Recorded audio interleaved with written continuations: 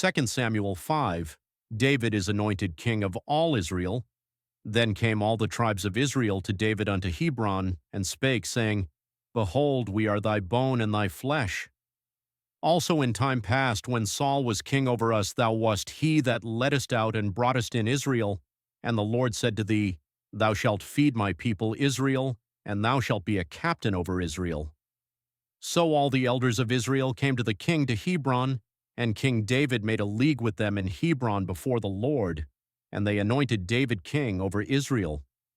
David was 30 years old when he began to reign, and he reigned 40 years. In Hebron he reigned over Judah 7 years and 6 months, and in Jerusalem he reigned 30 and 3 years over all Israel and Judah. David conquers Zion. And the king and his men went to Jerusalem unto the Jebusites, the inhabitants of the land, which spake unto David, saying, Except thou take away the blind and the lame, thou shalt not come in hither, thinking, David cannot come in hither. Nevertheless, David took the stronghold of Zion, the same as the city of David. And David said, On that day, Whosoever getteth up to the gutter, and smiteth the Jebusites and the lame and the blind, that are hated of David's soul, he shall be chief and captain. Wherefore they said, The blind and the lame shall not come into the house. So David dwelt in the fort, and called it the city of David. And David built round about from Millo and inward. And David went on and grew great, and the Lord and Creator of hosts was with him. David's reign is recognized by Hiram, and Hiram king of Tyre sent messengers to David, and cedar trees, and carpenters, and masons, and they built David an house. And David perceived that the Lord had established him king over Israel, and that he had exalted his kingdom for his people Israel's sake, sons of David who were born in Jerusalem. And David took him more concubines and wives out of Jerusalem, after he was come from Hebron, and there were yet sons and daughters born to David.